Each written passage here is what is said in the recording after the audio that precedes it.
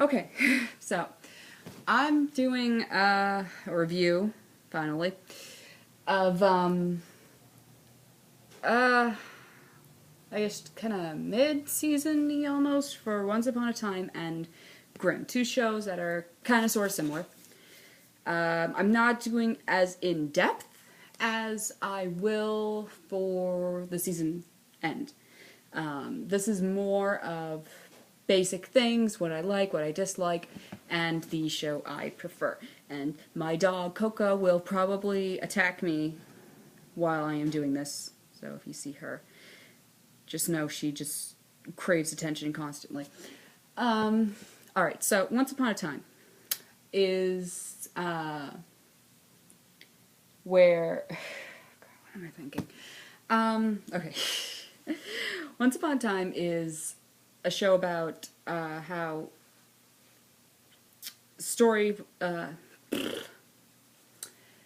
fairy tale world is its own universe that somehow, some way, we found out about and had books. But apparently they're not quite right. And the people from there were sent to our world via the evil queen through a curse because she wanted to get rid of Snow White's happiness. Why she couldn't just try killing her again, I don't know. But, oh, or you know what? Better yet, kill the prince. So horrible. But, yeah. She sends them to our world, as they call it someplace horrible, which, it kind of bugs me, you know? It's one thing that I remember thinking from, like, I think the trailers. They're like, where are we going? Someplace horrible. Where no one has any happy endings. It's like, is our world really your hell? Is it really this bad here? It's yeah. Anyway, so in order to end this curse, the daughter of Snow White, who was saved from the curse, and is all grown up now, came to Storybrooke, where all the characters are contained. Apparently, no one can go there, and yet it's on a map. Explain that to me. And there, all the characters are there, but they're not quite the same. Snow White, from a semi-independent, really sure of herself kind of character in fairy tale world, she's more bookish and timid. Then you've got, like, Red Riding Hood, who you don't know exactly what her character is yet, but she's like total, I don't want to say slut, but she dresses like one. Yeah. We haven't seen that many, so it's kind of hard to say. You've got the Jiminy Cricket character, who they did actually an interesting new twist on him. I actually like him. My mom doesn't get it. But, so they don't know what's going on, except for the Queen, who's the mayor, and maybe Mr. Gold, who is Rumpelstiltskin, who is, he makes the show for me, actually. He's a very interesting character, and I enjoy interesting characters. Emma is... Okay, I'm gonna say this. They did a good job with the tortured childhood and strong female character, which they failed at in Sci-Fi's Alice, if you remember my review. But the idea for Fairy Tale World and our world being like alternate universes is not new.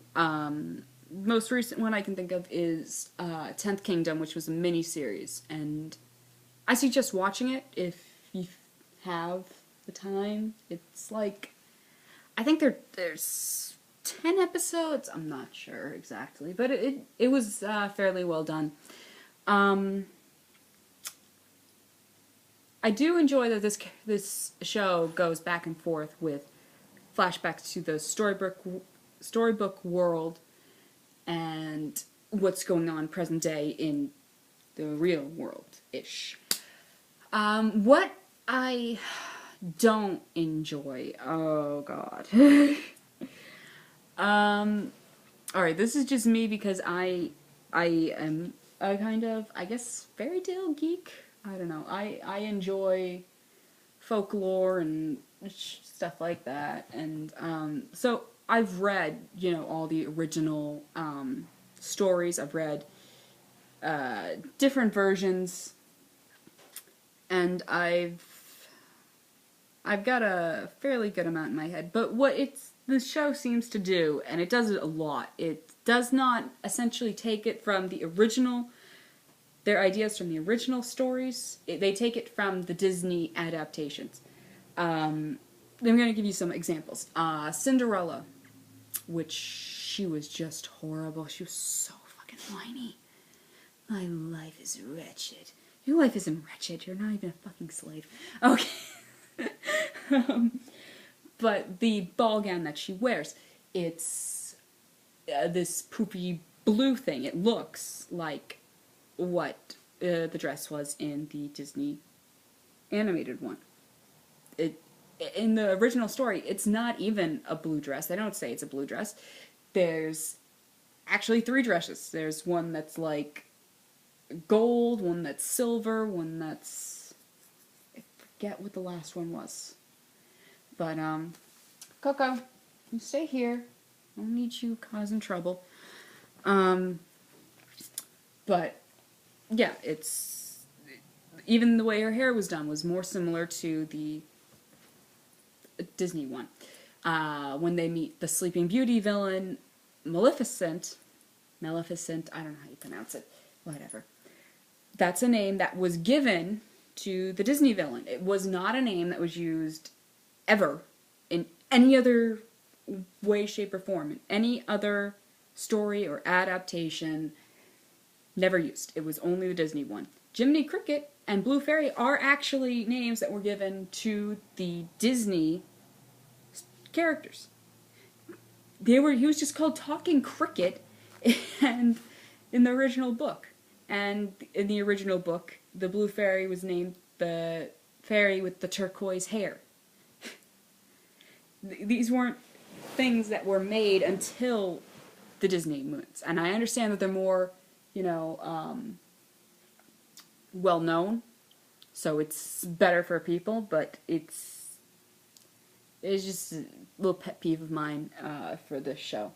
While I do enjoy the format sometimes, going back and forth, what I don't enjoy is how quickly they do things.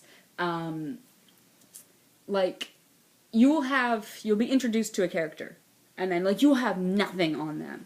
You will see them, like, in the background. And then all of a sudden they have an episode. There's like, boom! Oh, character revelations! It's like, what? I don't want that. I want little tidbits. Maybe little sparks of things. Hello, Coco. Of things. I do not want a giant explosion of character depth. I don't enjoy that at all. And then they are going fairly quickly paced, and it's not something I like. I would rather be left at the end of the season unsatisfied, wanting more, like wanting more questions answered, wanting to know more about these characters because I have... Oh, my Coco.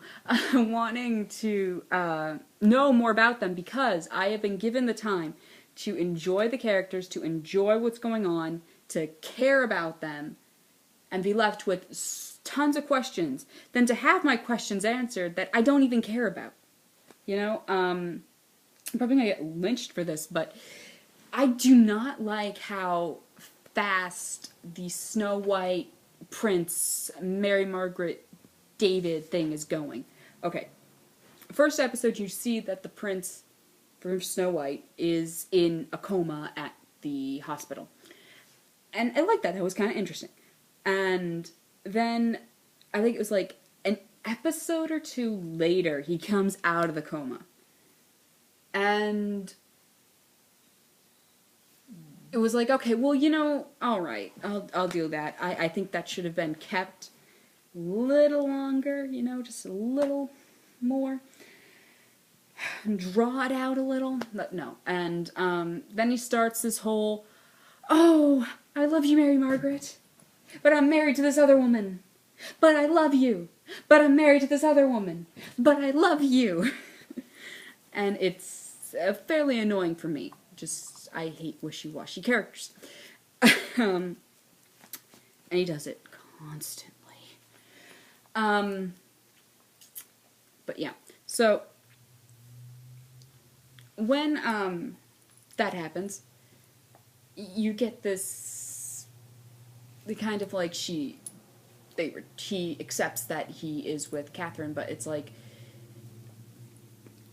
you know, they want to be together, but it's, what happens is like, they have this episode, then a couple episodes later they have one where they're, you know, they're interacting, and then like an episode after that, they're full back on trying to start a relationship again. Well, it's, and like, when they do, in the last episode, when they do finally kiss, it was, I was like, are you kidding me?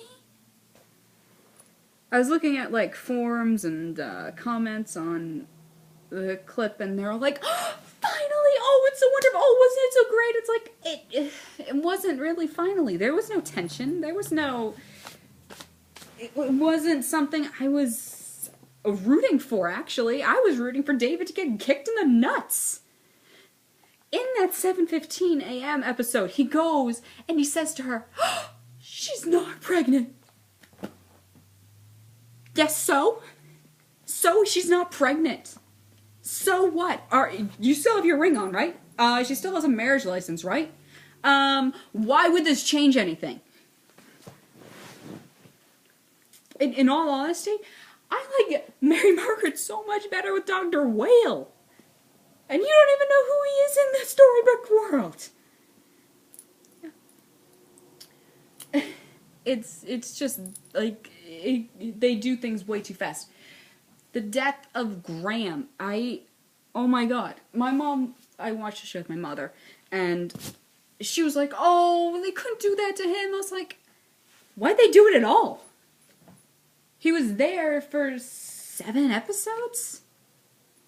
I didn't even get to like him yet. I was like, okay, well, he's a good character, whatever, I don't care. But, like, I was like, okay, well, that was rather uninspiring. It was just there. He's dead, alright, whatever. Fine, I don't care. It was, they said it was something to do, like, to show that the queen was willing to kill. It's like, well, they showed that when she killed her dad in the 3rd episode. So, yeah, you could have saved that for mid-season. Just, and the same thing, like, everyone's going on, oh, Graham and Emma, they were so perfect together. It's like, they had 7 episodes. I don't know, maybe it's just the shipper in me, but I need a little more than that to be waving the flag. Probably gonna get yelled at for this. So, now I'm gonna talk about Grimm in the next part.